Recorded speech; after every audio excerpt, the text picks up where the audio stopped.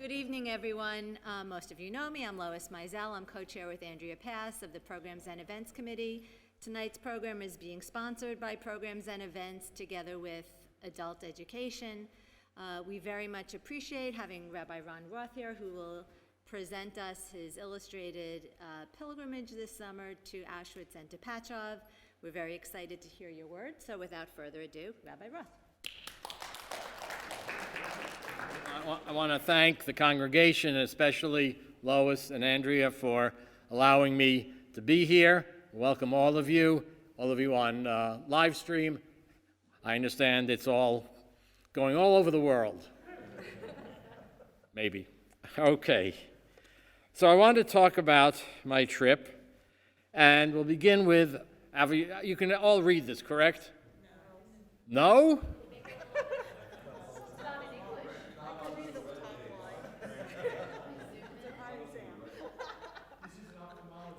Yes, this is an ophthalmology test, right. No, this is what I wanted to go to. Why? This is a poster. It was on the door of the Synagogue in Pacov saying that Jewish Heritage Day in the Czech Republic is going to take place. It's Europe on August 13th from 10 in the morning till 1 in the afternoon. There is a day for Jewish memorials in the Czech Republic. They've had a special program in Pacov, which we'll hear more about, obviously, for several years. They had a big one 2 years ago, which I still wasn't comfortable traveling. And then when I saw that it was going to be happening this year, I said, I could make it. So they had a program, and it was at the synagogue, at the rabbi's house. There was going to be some children's events, Holocaust survivors, open house at the rabbi's home, but I needed to figure out how to go.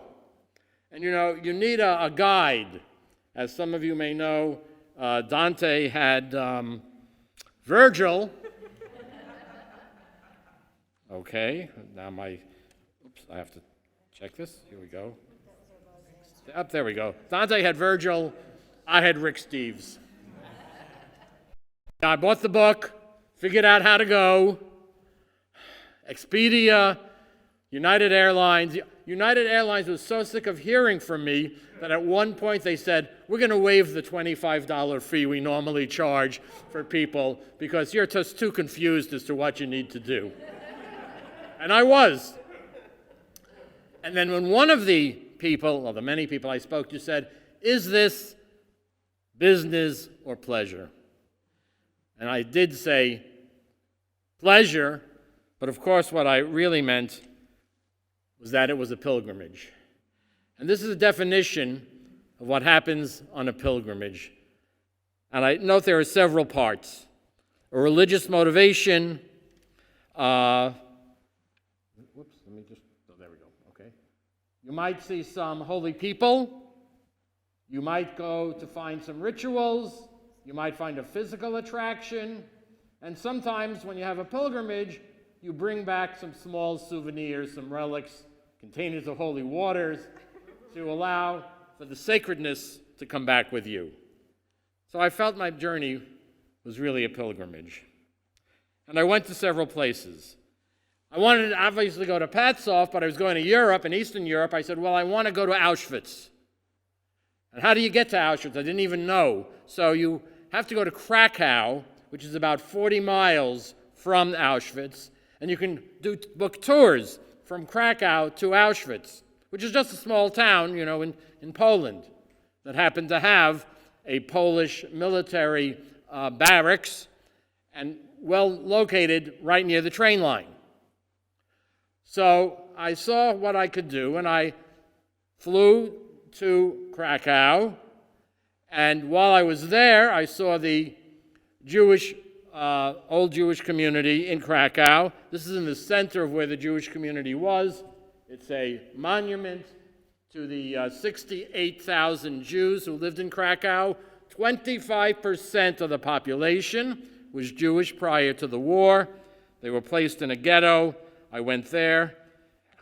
There's a a place where they have a memorial to the 68,000. There are 68 chairs, each for 1,000 of the people, the Jews who were murdered. It's in the old Jewish section of Krakow. I went there, and I don't know if anybody, you see this nondescript building? Neil, you know what it is. This is Schindler's Factory. And they have a wonderful exhibit inside, so I booked a tour for there. And you go inside, it shows you what it was like during Schindler's period. It has wonderful exhibits about Jewish life in Krakow. Krakow was a major center of Jewish life. Some of the greatest scholars in medieval Jewish life lived and are buried in Krakow. Here's Schindler and those who worked in his factory. That's his desk in his office. And I went through there. And then on the wall, on the outside, that famous quote, "Whoever saves one life saves the entire world," which of course Schindler had done so well. The synagogues in Krakow, 2 of them have been maintained. This one is a museum, and inside they have a beautiful exhibit and have restored part of the inside. They have a cemetery. One of the greatest scholars of the medieval Jewish period, the Ramah, is buried there. And right outside the old Jewish cemetery, there is a statue. Jan Karski. Some of you may know, Jan Karski was a Polish diplomat who went into the ghetto, the Jewish ghetto. He was smuggled in, saw what was happening, heard about the extermination camps, came to the United States, spoke to great Americans like Felix Frankfurter. And he said to Felix Frankfurter, "This is what's happening." And Felix Frankfurter said, it's too astonishing. I can't comprehend it. So Karski said to him, "You say I'm lying?" And Frankfurter said, "No, I don't say you're lying. I just can't believe it." And so many times, this man, Karski, a real righteous man, if you ever saw the movie Shoah, he appears in it. And I actually heard him speak once. So I sat down next on the bench outside the Jewish cemetery, the new Jewish cemetery, also in Krakow. From Krakow, I had to travel to Tabor. Tabor is a city about 20 miles from Patsov. It's where they had the hotel, where I was going to stay, meet some of the other people who were going to Patsov. It was a crazy day. Got up, flew no direct flight, so I flew from Krakow to Warsaw to Prague, went from one side of Prague to the other, got on a train 60 miles south, and got to Tabor. When I got to Tabor, I needed to find a cab, which is another story, not worth going into. I found the cab at the train station, and from the train station, I traveled to the hotel. Oops, sorry, I missed a slide. Sorry about that. One last thing in Krakow, a demonstration for, of course, Ukraine. I saw 2 of them. Poland borders the Ukraine, so they were very concerned there. Okay, I'm sorry, and Auschwitz. While I was in Krakow, I went to Auschwitz twice. I booked one of the regular tours. You get on a bus with a bunch of tourists, and you do the tour. And one of my contacts from Patsov, who we'll talk about later, had a friend who worked in the museum in Auschwitz. So he gave me a private tour. So I went twice from Krakow to Auschwitz. Now, when you first get to Auschwitz, get off the bus here, and this is the museum, library buildings. You walk into the building, and then you walk out to the right. You see the little notch on the side there, and then behind it, you see the barracks. The barracks are, of course, from when this was originally a Polish army base, but they've done something very interesting, something really very emotional for me. There weren't a lot of Jews on that tour the first day, and I was probably one of the few people who felt this. If you know about Auschwitz, you know something about how the Jews came to the train station, and then in Auschwitz they actually have these little models showing how they walked down into the gas chambers and then they were taken to the crematorium. And this is another model in Auschwitz where you can see, very assembly line, as the Nazis did very well. And there is even remaining today one of those little downward ramps. Now, I had known about this. I had read several books about Auschwitz before I went. I read Escape from Auschwitz, and I read Primo Levi's First Person. So I knew about how Auschwitz worked. So when you walk out of that museum building, and you walk out the back, and you go to the right. Now, I took this next picture looking back at the museum building. When you walk out of the museum building, they have two big metal doors that close right behind you, which is enough to make you think about something. Then you walk down some steps. And then you walk along there. It was very disturbing, very emotional for me. By the time, you have no idea where you are. You can't see anything. You're totally disoriented. And by the time I got there, I will tell you, I was practically hyperventilating. And I noticed that most of the tourists who were not Jewish, who were in my group, it didn't seem to register. But the architects, I thought, had done a very disturbing job in presenting this experience on the way from the museum to the barracks. I even said the second day when I went back and I walked with the historian, I said, when the guides at Auschwitz should stop the tourist groups right there and tell them what they just went through, because it is just, very, very disturbing and just makes you feel, where am I going? And the sort of feeling you have throughout there.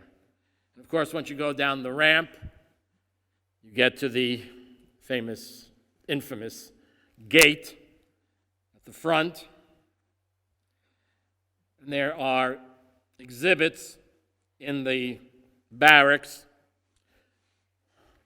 And I saw this, and I thought, talking about Schindler's List, remember the girl with the red coat, right? A sort of focus of innocence in that gathering. By the way, and that was filmed in Krakow. They actually, when you walk through Krakow, they have little signs showing you this was in Schindler's List, this was there. But I saw this. I had to say, I said, just the number of them. You see, there are places they don't let you take pictures. There is a room with human hair, no pictures. There are the torture cells, no pictures. So, I've taken, first of all, it's just such an emotional time. This you recognize, I'm sure these are these suitcases. But this one. Who is George Weiner? A young boy, 12 years old, who grew up in Pacov. He was also known as Jiri. He was born, again, this is Europe, right? April 22nd, 1930. He was in Terezin. He was taken from Pacov to the local town Tabor, which I mentioned. Tabor to Terezin, and from Terezin to Auschwitz. And that suitcase traveled with him from his home in Pacov all the way to Auschwitz. In my book, I try to list as many or all of the people from Pacov to try to talk about as much as I know about them, or that is known. They're not just names. They had family. They have a timeline. I know when they went from Pacov to the local town, where they were then taken to Theresen, and then to Auschwitz. I've tried to list every person's immediate family member, every mother, father, sister, brother. And he was in what's called the family camp. He was taken to Auschwitz, and there he was murdered. On the materials I have, I unfortunately don't have very much more about him. He was a child. And when we walked around Auschwitz on that second day with Christoph, the man from the museum, you know, recently, did you hear there's a movie about the commander of Auschwitz? There was a movie made about his family. That's where he lived, with his children, right outside the camp. And, Christoph said, oh yeah, and he had the prisoners, the Jews, make toys for his children. You can imagine, again, you walk along here, you see all the gates, all the wire, the electrical fences, and how scary that is. And you see these are the barracks. This part of Auschwitz has barracks that were built for the Polish soldiers. It's almost odd, you know. They drew, oh, you should stay clean, right? You know how important it is to stay clean. Well, the Nazis didn't want to get sick. They didn't want germs, so they painted these things on the walls of some of the barracks. And you can see how crowded they were. I hadn't remembered that in the barracks themselves, and in each barracks there was a place for the kapos, you know, the Jews who were in charge. The SS didn't want to go inside the barracks. The SS basically tried to stay out of the barracks and left the kapos in charge of all of those who were there. And as you walk around Auschwitz, again, it's just a very difficult thing to do. And you look around and you see the double wire, the double fences, the electric wire. And you think about all the people who walked there. They have pictures. Remember, if you've read about Auschwitz, an orchestra played when they had the morning count-off. There's the orchestra. They had pictures of the trains and those who came off the trains. And this was the wall in the back. That was the execution wall. That's where they brought Jews to shoot them, in that little courtyard. But all over, you see, you know, how large and domineering are all of those fences. There were rooms where they did medical experiments and injected people with poisons. Christoph this is not on the regular tour. They used Cyclone B, the gas, first to fumigate some of the clothing. So this is the room where they first experimented with using the gas to fumigate the clothing.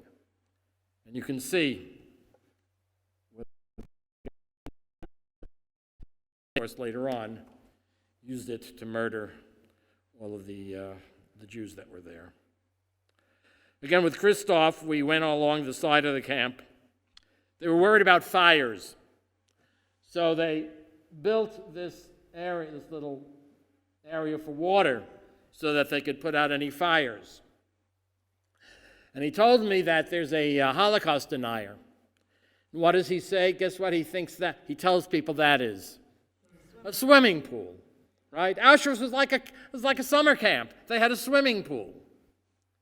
And he uses, and those deniers use that area try to make their point. Now, we always say Auschwitz, but there were really, two camps. Auschwitz I is what we were just looking at. That was the Polish camp garrison with all the barracks. But it was too small. So about 2 miles away, they built what's called Auschwitz II, or of course, as we know it, Birkenau. I remember when I once had a Zoom call with a survivor, and I kept saying Auschwitz, and she kept saying Birkenau. We were in Birkenau, because this was the huge camp. And we'll see the famous gate and the railroad line that came in, where the trains discharged their passengers, all the barracks, the crematorium. These green barracks, and I had done the research, I didn't realize, for reasons we really don't understand, at one point during the war, the Nazis took Jews from Czechoslovakia and put them in these barracks for 6 months and then murdered them. Still not quite sure why. I don't like using the term because the translation of what the Nazis called it was family camp. And you say family camp in English, you think, something else. But that was called the family camp. For 6 months, they stayed there. Twice, they murdered all the people in the camp. Once in March, and then the following August of 43. Not quite sure why, but about 40 or 50 Jews from Patzov were in that camp for 6 months. And there's, of course, the entrance to Birkenau. It's, again, it's just to see that. And the barracks are all gone, pretty much. Only a few remain. But you look at this and you see the size of the camp and how each of those, of course, was one of the barracks. And inside, who knows how many Jews, how many of us were in those little places to sleep. And then you get to where the crematorium were. The Nazis blew them up towards the end of the war. That's all that's left. The gas chambers, the undressing rooms, they're just ruins now. But you go by there and it's just very hard to look at. On the side of one of them, you see these stones. In memory of the family, Pardes and Kreiser. Hashem Yikom. May God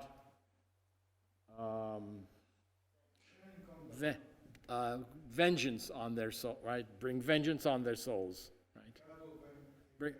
God will take vengeance on their souls, yeah. You see those at various spots throughout Auschwitz, and you think of the individual families that came there and put those stones there. And yes, you do see there are some crematoriums that are still left. One of the gas chambers is left. Again, you don't take pictures in it. And then there's this area, right outside the crematorium. It's right in front of this area. The ashes were buried. Now, several people had asked me before I went, could you say a prayer for one of my relatives who was murdered in Auschwitz?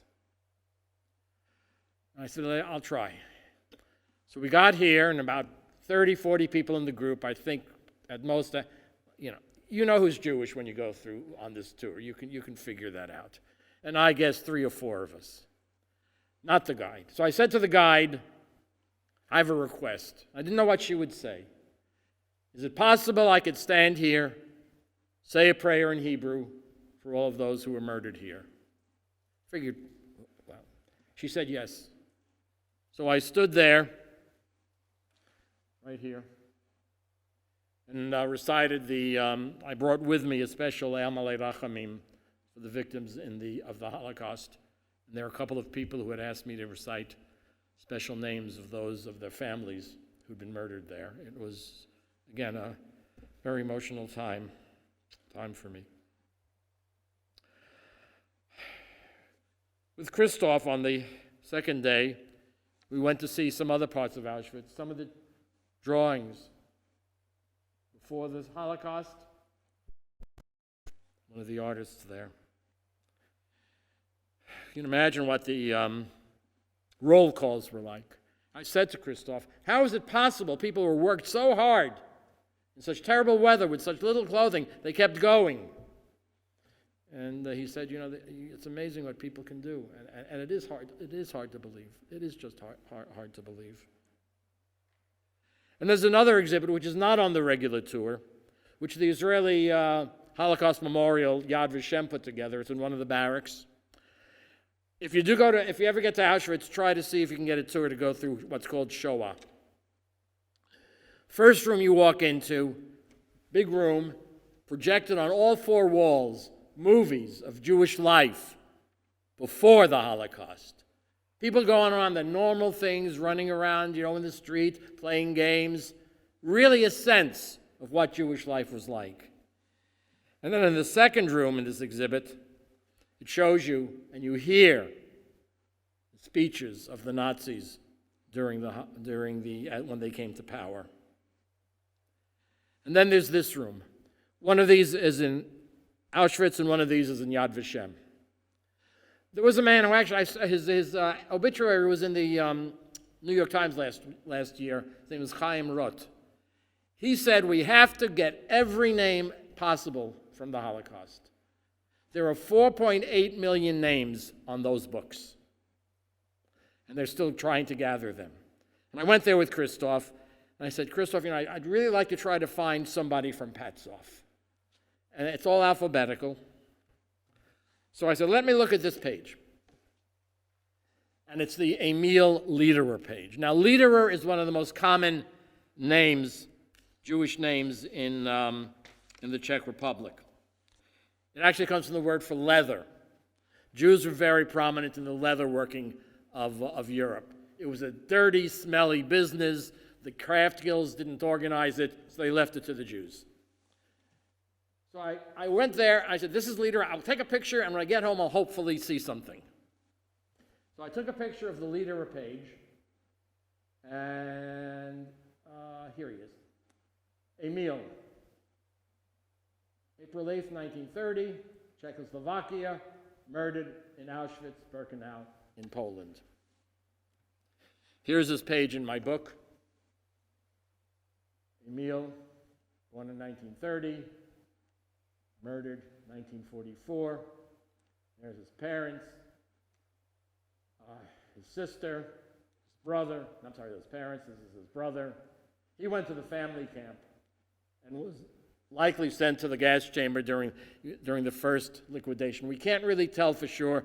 No surprise, many people died during those 6 months while they were in that barracks. I looked around at the pictures, and I'll mention how I got them. That's Emil's father. That's Victor. Victor, standing next to his brother, who coincidentally, it's a little odd, yes, his brother's also named Emil. They had a nephew and an uncle with the same name. I believe there was a baby Emil in a previous generation in that family who died very young, so the family felt important to name people Emil, even if it was two in the same family. These two brothers were one of the most prominent families in Pacov. They had a store, a very large store, and one of them was taken and murdered early on. The other one was sent to Auschwitz. They were both murdered in Auschwitz, although one of their daughters was a survivor. And there's a part in Auschwitz that is just a memorial to the Jews of Czechoslovakia. So they had pictures and letters, and I said, yeah, there wasn't anything from Pacov. I looked at all the little letters, I looked at all the pictures, but this is something I'd never. This really stopped me when I saw this. This is a barracks in the family camp. This is where the Jews of Pacov spent 6 months. I mean, you look at that, how bare it is. No windows until, what this must have been like during the winter. Only a couple of windows at the top, the mud and the dirt all around it. But this was the family, one of the ones in the family camp. And of course, on the way out, we stopped by where they showed one of the railroad cars. So it was very difficult. It always is difficult, I'm sure, for everyone to go through Auschwitz to see what happened there. I did get ahead of myself earlier. I'm sorry. You know, I spent those 2 days at Auschwitz, and then I did travel from Krakow to Prague to Tabor. Oh, and on the way out from Auschwitz, you look at the sign, you're leaving Auschwitz, and it says in Hebrew, right? Yitzia. You know, you can just leave in Hebrew. It's just, just gives you kind of chills to see that. So as I said, I left Auschwitz. I got to the town of Tabor, 20 miles from Patzov. I got a cab at the train station is about a mile from where you see. And why did I take a picture of this building? In November 1942, the Nazis gathered the Jews of Patzov. They put them in a truck. They took them to the train station in Patzov and took them to this building. It was a school building. And they stayed overnight, along with Jews from the general area. And there's we were not able to get inside, but there's a little plaque inside. This is a girls' school building. And the Jews of Patzov, is another picture of it, stayed there overnight until they were put on the train to Terezin. Terezin was the garrison town which became the gathering place for the Jews of Czechoslovakia. And if you walk down the street in Tabor, this lovely little city of 35,000, yes, a parking lot. What is important about the parking lot? Because at the end of the parking lot is this, a photo of the synagogue that stood there. There were 500 Jews in Tabor. They built a beautiful synagogue, and they have this. It's wonderful. They have the picture. They have an explanation. But what really got me a little disturbed, the synagogue was a place of worship until the 1930s. The following years were not kind to the synagogue. Really? I wonder what happened. You know, it's like this whole question, which you see when you go in Eastern Europe, how do you remember? You think of that square in Krakow with the empty chairs, right? All that's been done in Tabor. But when I read that sentence, it was just, I just couldn't, I didn't know what to say. So now we are in Tabor. And in Tabor, we were able to get together with those of us who were going to be going to Patzov. I got to Tabor on a Friday. The program was on a Sunday morning. I said, look, I don't travel on Shabbat, so what I'm going to do, I'll get to Tabor on Friday night, and I'll sit around and do nothing on Shabbat, but at least I'll be there, so Sunday morning I can gather with the group and we can go to Patzov. But I did meet the crew in the hotel. That's another sign for the synagogue. And although this picture was taken a little later in the trip in Prague, I did want to introduce some of the crew to you. That one you probably recognize. And I cut off the top of the picture. They have pictures of all the ambassadors to the Czech Republic. So I'm sorry you can't see Shirley Temple, because her picture was right on that wall. We got a tour of the American embassy. We weren't there for a bad reason, but we got a tour through one of the people that we knew. This is Karen Koblitz, who I believe is watching. She's a retired professor of art. She's an artist, a ceramic artist who lives in California. Her great-grandfather was married in the synagogue in Patzov. She is one of the great leaders of the restoration of that synagogue and the remembrance of Patzov. She's traveled many times. She's learning to speak Czech, which I give her credit for, and has really spent so much time and energy and effort and done wonderful, wonderful things for Pacov. So she was there. That's Audrey Knopf, and that's her husband, Phil. I will talk a little bit more about them a little bit later, but they were part of our Pacov group, and I just wanted to show a nice little picture of them. We met in the hotel, actually, Saturday morning at breakfast. I was kind of walking around. I thought they were going to be there. Audrey saw me, and she came over, and then there's someone else we'll meet. And we met in Goldie's restaurant in Tabor. And I guess spent the day. I spent Shabbat actually talking to them and traveling, walking around Tabor, and got to know them. And then on Sunday morning, we went to Pacov. Typical small village, 4,000 people. What's so you got the church, 2 churches in the center. You got the open market square. The leader of the department store there, and right there, see that? That's the synagogue. This picture was taken, I don't know when. Well, somebody had to be in an airplane, so that kind of gives you an idea. You see this there. Some of the Jews lived in this area, but there was no ghetto. They just lived in some of the houses around there. In the 19th century, they built the synagogue, which you see is in pretty good shape. And we'll see some more of it, of course, as we go along. Here you can see a more recent picture to get a sense. It's a small town, 4,000 people. And that's what the synagogue looked like.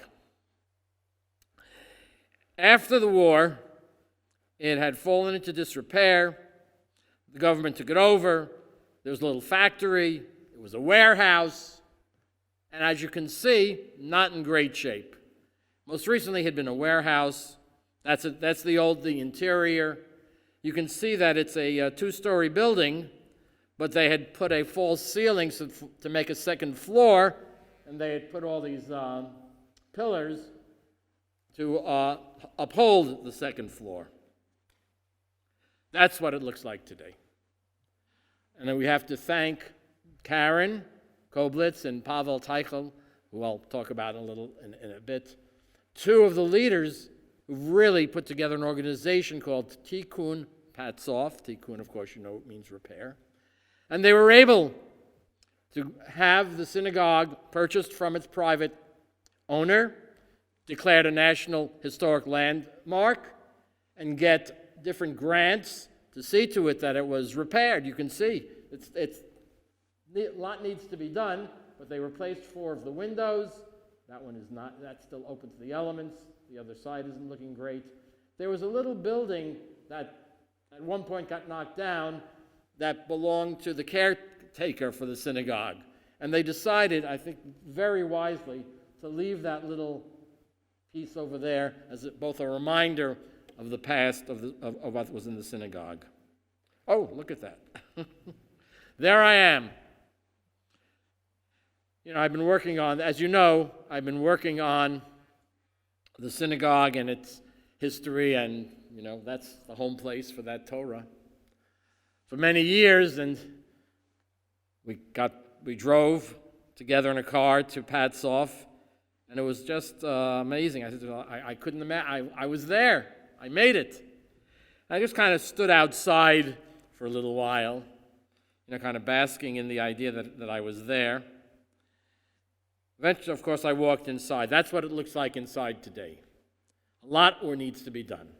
But as you can see, they took off the floor, so now it's the 2-story height. The walls and the ceiling need work. The ground is dirt. Still work to be done, but a lot has been done. Tremendous amount has been done. They even found recently the stairs. There was a gallery to seat 60 people upstairs and 100 people downstairs. Probably, we can't be sure, it was probably fairly traditional at one point, but it became Reform. Their last rabbi was a Reform rabbi. And the Jews of Czechoslovakia, again, remember, this is not, I've said this many times, this is not Anatevka. This is Central European Jewry. They're very integrated into their town. You saw the leaders. They were on the town council, and therefore probably men and women were sitting together, but this just recently was discovered. Now here I am, me and Karen, and that's Stefan. Stefan Bader's father was one of the few survivors. Of the 110 or so who were there, about 7 or 8 survived. Most of the survivors, this was the pattern. They were sent to Terezin. They were in Auschwitz towards the end of the war. There was a need for slave laborers in Germany at the end of the war. So if they were young enough and healthy enough to have survived till towards the end of the war, there was a selection. They didn't just kill everybody. And if you were selected, you were sent to slave labor in Germany. Stefan's father, Hannes Bader, was in a work group of 300. 299 died. His father survived, helped by the Swedish Red Cross, went to Sweden after the war. Maybe he ran into Esther Oster. Maybe he ran into Esther Oster, who also was in Sweden. Esther decided to come here. His father stayed in Sweden. So Stefan grew up and lives in Sweden, but came for the program. A lovely guy. I will admit, we had a few beers in Tabor at night. Very friendly, and we talked about a lot of things. In one of the more odd coincidences, we were talking about Broadway singers, and he told me the name of his favorite Broadway singer. Yes, Barbara Cook, whose songs he listens to every night. That's, of course, my favorite Broadway singer. How did that happen? Lovely guy. All right, that's Pavel. He deserves so much credit for what has happened in Patzov. And I want to quote from something. I asked him to write an essay to use in my book. He was born in Prague and had a relative who lived outside of Patzov. And he spent his summers outside of Patzov and got to know the area and the people. And when in the essay, he wrote, those of us who now inhabit the places where the Jews once belonged bear a special responsibility to ensure that they are not forgotten and that their contribution to our culture and history is acknowledged. They are now part of me, and I carry their legacy and bear their witness. He works for the European Union. He lives in Brussels. But he spent time and energy and effort. He put together the program. An extraordinary person. None of this would be happening. It's he and Karen really do so much. And there we are for the program. I'd say about 75 people were in the synagogue. Lovely, nice crowd. I was shocked. I didn't know how many would show up. Okay, you know who that is. It's Pavel. That's the wife of the rabbi from Brno, another town in the other part of Czechoslovakia. Karen and Audrey in the back there. And you will see her again. She's a survivor. She sang in the children's choir in Terezin. She wasn't in the opera. There's a famous opera, children's opera. She didn't sing in actually that one, but she sang in other performances in Terezin. There we are. Sitting, it was just, again, astonishing. And you look at that synagogue. When you come into this synagogue on the high holidays, oh, look who grew up, look who's gotten married, look who has a little kid. But if you were in Patzov, 160 seats, at least 25% of them were related, at least, by some limb. And the rest of them, they saw everybody every day, except the ones who lived in the little towns. Of the Jews of Patzov, there were a number who lived, in a town of 700 where there were 5 Jews, 15 miles to the south, or 8 miles to the north. But can you imagine what that was like on the high holidays when they all gathered and they saw each other and they saw the relatives and they saw the little kids who are now big kids? it's just hard to describe. I think you'd have to multiply, because, look, we're a much larger congregation, and not everybody knows everybody. Everybody knew everybody in that building when it was full. That I can tell you. And Pavel put together 6 panels. Let's go back. Each side, there were 3 panels. 1, 2, 3 on that side and 3 on the other side. And what he did, he found pictures of the Jews of Patzov. What you see are the types of pictures that were done in the 1920s and the 1930s. Almost all of them are outside, so you didn't have great film at the time. But they're doing ordinary things. They're, on a vacation. This is on a vacation. There's a bunch of girls going to school. There's a picnic. All sorts of normal activities. Oh, and we saw Stefan. That's his father. That's Hannes. Story was, he was so handsome that the girls in town went to the photographer and wanted pictures of him to put into their... And Stefan told me, yes, his father was a ladies' man, very much so. And there they are, playing their musical instruments, just, regular pictures. I wrote in my article, a lot of the program was in Czech. Didn't understand what they were saying. Pavel did a few translations. But I just couldn't spend a lot of time looking at these pictures. Why? Because I know what happened to them in a few years, where they were going to be sent, of course, to Auschwitz and murdered. I was on the program. I got up. Pavel translated. I spoke about the book, of course, yes, I know, you're wondering, is it ever going to be done? Eventually. Slow. I started working on this place called Geni.com, Geni.com. It's a rabbit's hole. Good and bad.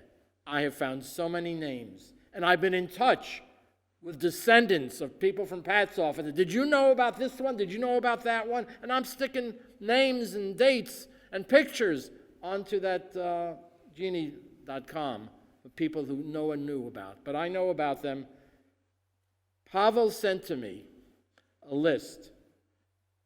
In May 1939, a little over 2 months after the Nazis invaded, they made a list of every Jew in Patzov. Where they lived, what their relations were, when they were born, and what was, of course, the most important column, how much their house was worth. Of course, they were all confiscated. And if they owned property someplace else. So that was one of my main lists. And I knew, and that's going to be in the book. And when I got that list and I started doing Geni.com, it really just, and I'm talking to people from all over the world, trying to get more information about different people, and it's gone slow. I know that. I'm working on it. And that's, in my book, that's a picture of the words from that Torah. The first words of the book of Exodus. Ve'ela Shmot B'nai Yisrael. These are the names of the Jews. That will appear in my book, photographed from there, just before I list all of the Jews of Patzov. And some of their stories. We have stories from many of the survivors. So I got up, and I'm standing in the front, and I ask everyone to rise. And I recited the El Malei Rachamim, which, who knows how, when the last time that many Jewish prayers in Hebrew were said in that building. And as I'm standing there, I'm saying to myself, I need to say the Kaddish for all of them. Do we have a minyan in this room? I'm saying to myself, well, there's me, there's the rabbi's wife, Met a couple of Jewish people from different towns who spent time traveling to Patzov from the neighboring towns. I don't know if I'm going to have a minyan or not. And then I said to myself, it's very foolish.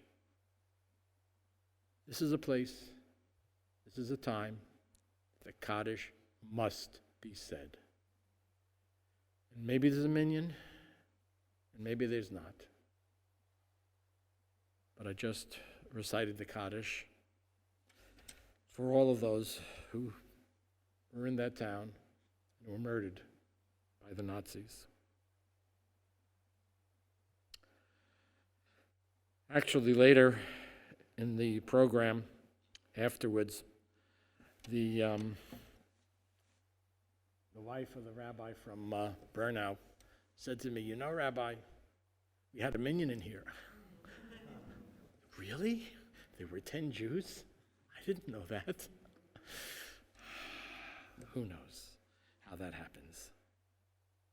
And so they had a program. They had 2 of the high school students from Patzov read some material about the Jewish settlers there. Yes, she's a refugee from Vietnam who was settled in Patzov. We heard from survivors. Again, I'm just looking at the ceiling and the wall. It's in Czech, and I just can't look at the pictures. They had a little puppet show about a story about 2 elderly Jews who lived in Czechoslovakia.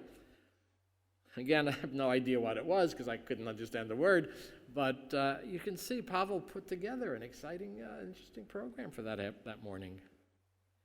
And then, after the program was over, we went to this house. This is a house that the community owned, where the rabbis lived. You know about such things, right? But in that house, he gave classes. Actually, the rabbi gave classes not only in Patzov, but there was time during the school day for religious studies. Remember the people who went to New York City public schools? They had Catholic kids who left for... Well, they did that in Czechoslovakia. So the rabbi of Patzov went to all the surrounding towns during the week to teach those Jewish kids who were in the regular public schools in all those little towns. But in Patzov, he also gave classes in that building. Some other people lived there. I have the information. I have no idea why. But there's Nellie, the daughter of the rabbi. There's another picture of Nellie. There's Stefan's father again. And Tikhon Patzov owns the building. So they're detained. And there's the last rabbi of Patzov, Nathan Gutman. He was in the family camp. He was elderly. He was sick. He died in the family camp. That's Sophie, his wife. That's Nellie, about late 1920s. That's Nellie's sister, Ruzhena. Ruzhena was married and lived in Prague. So by the time she had already been sent from Terezin to Auschwitz, her mother and father and her sister were still in Terezin, but they heard that Ruzhena was going to the east to a work camp. Well, they wanted to be with her, so they volunteered to go to Auschwitz. That's what part of the deception that the Nazis played on. So that's Nellie, who lived in that house, and that's Nellie, living in Israel. She again she was a slave laborer, survived the war, went back to Czechoslovakia, didn't like it there, had to, through some subterfuge, was able to get out in the last boat, went to Israel, went to live in a kibbutz with a lot of people from Czechoslovakia, 5 miles from Sderot. Fortunately, the terrorists didn't get to her little town, Dorot. She evacuated with her granddaughter and her brother-in-law. Her husband had passed away, but they're back there now. So Nellie I had a lovely Zoom call with Nellie last year. There's the house. Rooms are like that. Again, there's Pavel, and he's put up some display in the house. And this talks about, in the wrong button, Tikhon Patzov. That's established in 2017. It's trying to keep alive the Jewish history and cultural heritage in the Patzov area.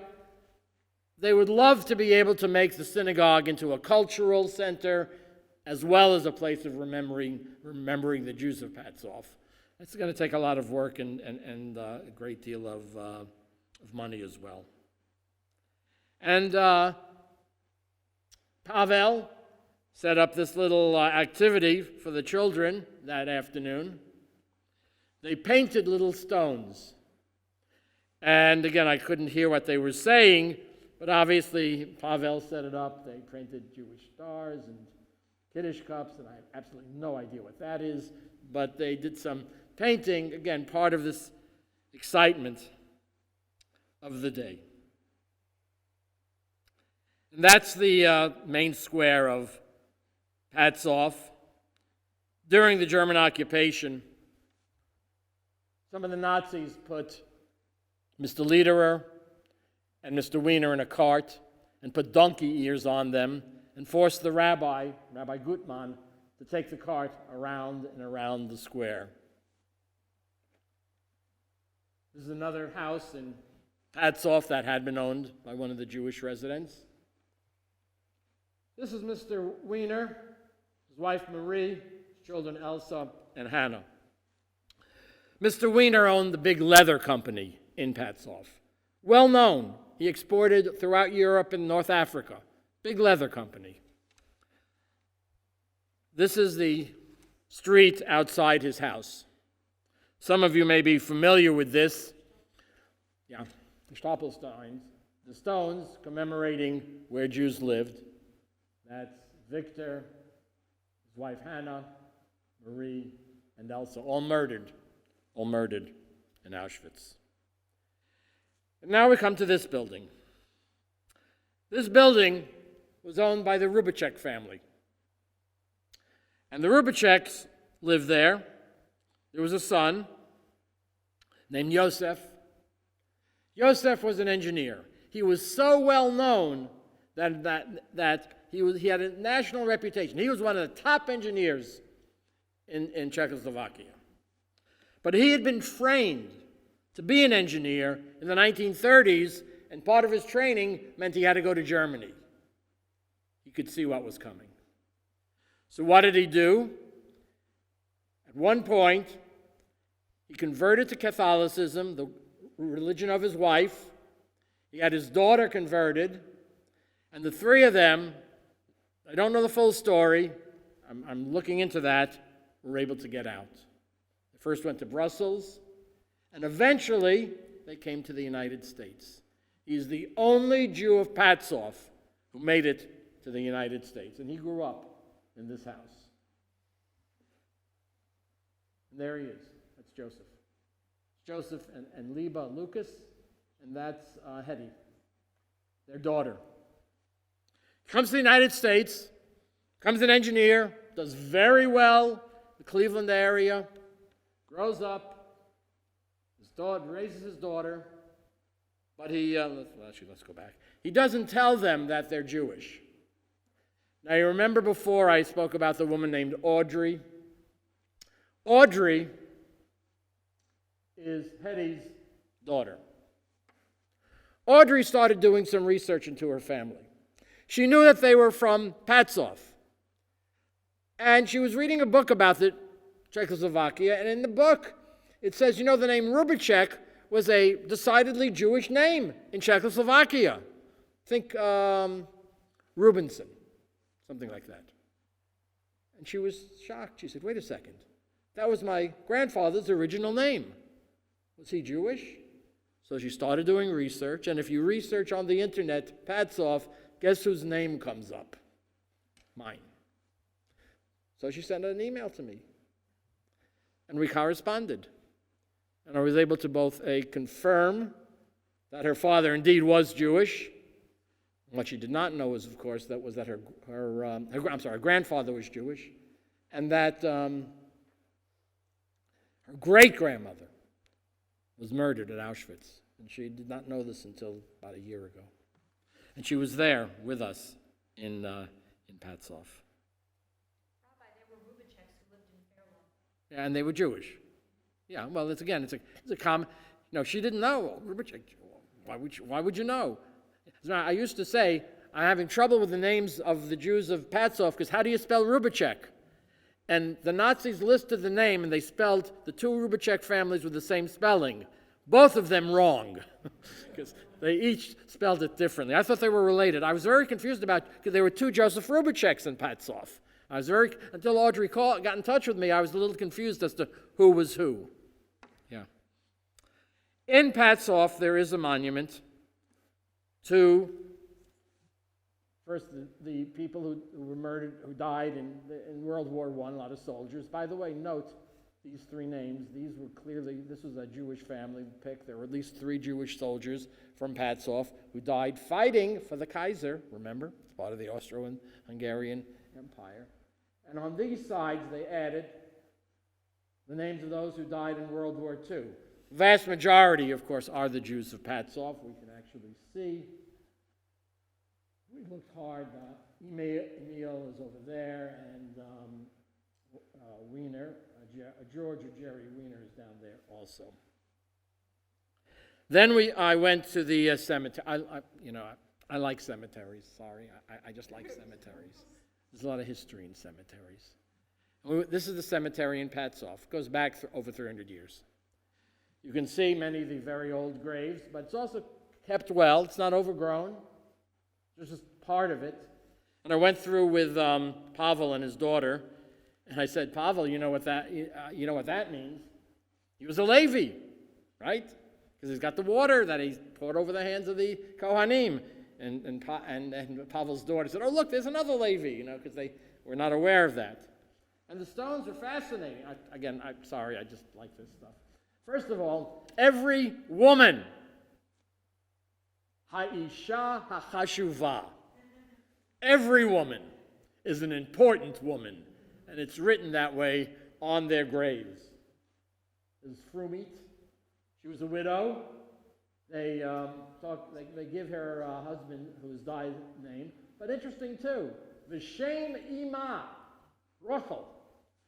They put her mother's name on it, right? Which is not, a lot of American stones of that period aren't going to have mothers' names. I thought that was a wonderful little custom that they had. There is a little memorial there. Emil Lederer, the adult, the brother of Victor, his daughter Vera survived.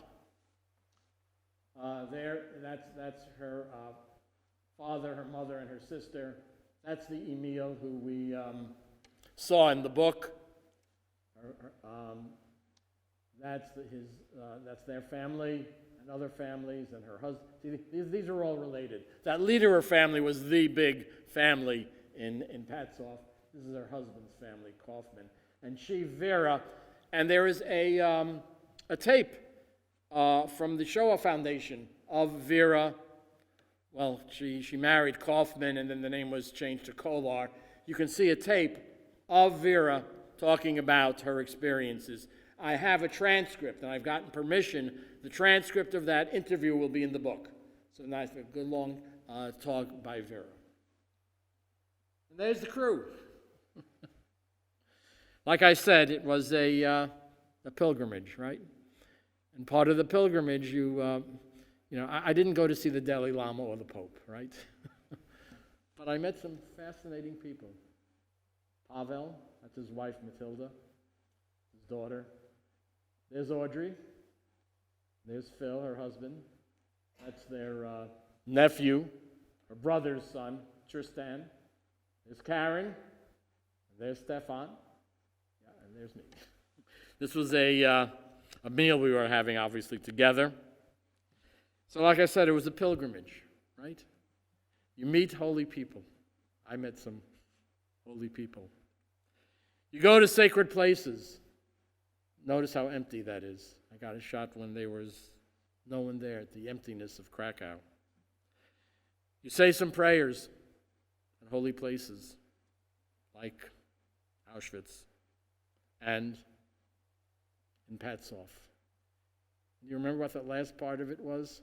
What do you do on a pilgrimage?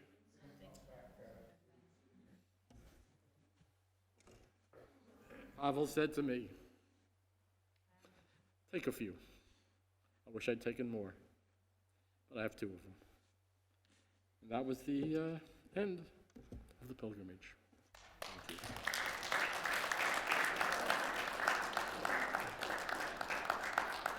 I'll take questions. Yes. So how did you find out about, for instance, Jerry Wiener? How did you find out about all that information? Okay. When I was doing the research, each of the names, 105, 115 names, there are 4 or 5 important resources. Actually, Christoph, the historian, who I didn't take a picture of him, I'm sorry I didn't, told me, you really have to check the certain archives. There's an astonishing amount of material on archives. The Arsolen, A-R-S-O-L-E-N, that's the main one, has all of the records, but not everyone. I'll tell you a story about that. And the Yad Vashem. It's not all complete. I found mistakes. It's hard and inconsistencies. In the Yad Vashem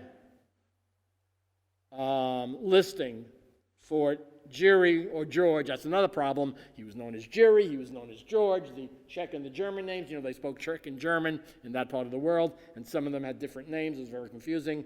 But in the Yad Vashem listing, they mentioned the suitcase. Pavel found the picture. So that's how I got that. Yeah. You said when you went on the first tour at Auschwitz and you were mostly with non-Jewish people, how did they react when you did the prayer in front of the graves? I don't think they really react. Imagine, you're a non-Jew, someone's chanting some Hebrew there, and it was, they were quiet, they were respectful, but it doesn't resonate, right? It didn't, I don't think it really resonated. I was just glad if the guide had said no, okay, I'll do it. But the guide was very nice and said yes, so that was good. Any other questions? Yes, please. Yes, did you make it to Terezin as well? I did on the trip that I took with the congregation. About 8 or 9 years ago, we did a congregational tour. We went to Prague, we went to Terezin. I'm pronouncing all of these wrong, so I keep getting corrected. We went like 8 or 9 years ago. Again, I only wish I knew now, 8 or 9 years ago when I was in Terezin, and I would have asked to see certain things that, there's a book called I Never Saw Another Butterfly, children's drawings from Terezin. One of the girls' mother grew up in Patzov. Nina Lederer. She's not related to the mistake I made. I once said to Pavel, she was related to all the Lederers. No, it was a different Lederer family. Actually, her mother was Rose Bruck, and her mother grew up in Patzov. And one of her drawings is in that book, mislabeled, but it's in the book. Because again, as you get deeper into this, you learn a little bit more about the people and what they were doing and all. And so if you're interested in doing research, I'll make some other suggestions. There are many archives. I'll give you a quick example. Rudolf Lowy was a survivor from Patzov. I don't know who he is. All I know, he's living with Victor Lederer's family in 1939. Why? I don't know. He's working in the store. He survives. So I find a card. Victor Lowy went to Uruguay. But is it the same Victor Lowy? Who knows? More than one Victor Lowy survived. So you go to the JDC. The JDC has records. So you go to the JDC, and they have all the Victor Lowys who survived, and I'm 90% sure, because all the other ones came from different places, that he was the one from Patzov who he went to Uruguay. So I said, Natalie went to Israel. There's one other guy, we're not sure what happened to him. He may have gone to Israel. There's another guy who disappeared. It says disappeared on his card. Nobody knows what happened to him. And about 7 other people who we know survived, again, because they were in Auschwitz at the end of the war and they were on slave labor. They were slave laborers. Yeah. But the JDC is good also, so as a resource. Yes, Scott. More of a comment. You were questioning the family camps, the reason for them. Yeah. I think I read in the book The Escape Artist Yes, he does. And I believe it was a public relations stunt. Well, yeah, that's the question. I asked Christoph that question. Some of the historians say it was a public relations stunt. But you have to think about it this way. They could get away with that in Terezin, right? Because they really controlled everything. And the Fuhrer gives the Jews a city. And some of you may have seen little clips of that, where they took some Jews who just came from Hungary, who were fairly well fed, and they pretended they were sitting in a cafe or on a soccer field, whatever, and they fooled the Red Cross. But to take them into Birkenau, that's a little harder to do. So I asked Christoph, the historian, that exact question. And he said maybe they did it as a PR relationship with their superiors in the Nazis, to say so it wouldn't look so bad, not necessarily for the Red Cross, but at least some of the other Nazis might think things are a little bit better there. There's no written record at all, and the historians are still debating why they kept them alive for 6 months. And in the escape artists, he says, they got a little nicer treatment. Well, it's all relative, right? They did set up some schools, and they did have classes for the kids who were separated from the adults. To this day, we're not 100% sure. Yeah. Are any Jews living in Petrov now? No Jews. No Jews at all. Again, it's about 4,000 or 5,000 people. Few. I think there are a few in Tabor, that city of 35,000, but no. The survivor, Vera, who's the daughter of Victor Lederer, the elder Emil Lederer's brother. She came back to Patzov after the war. They were able to get control of the business, but then the communists came to power, and they confiscated the business from them. So they moved to Prague. And the last Jew buried in the cemetery died, and I think it was 1969. There were 2 or 3 who did come back after the war because it was their hometown, but they've passed away. Any other questions? Who keeps up the cemetery? The Czech government actually works on keeping that. The Czech government is actually quite good on some of the Jewish areas, and they do keep up some of the cemeteries. I think it's the government. There may be some monies from the European Union. I'm not clear about, but it is very nicely kept up. You'll see that in places in Europe. Yeah. Any other comments, questions? Well, thank you. I have a couple of the brochure. If you're interested in seeing some other things, I put them out on the table there. And I really thank all of you for coming this evening. Sorry I got a little confused on my narration here and there. But thank you. Thank you.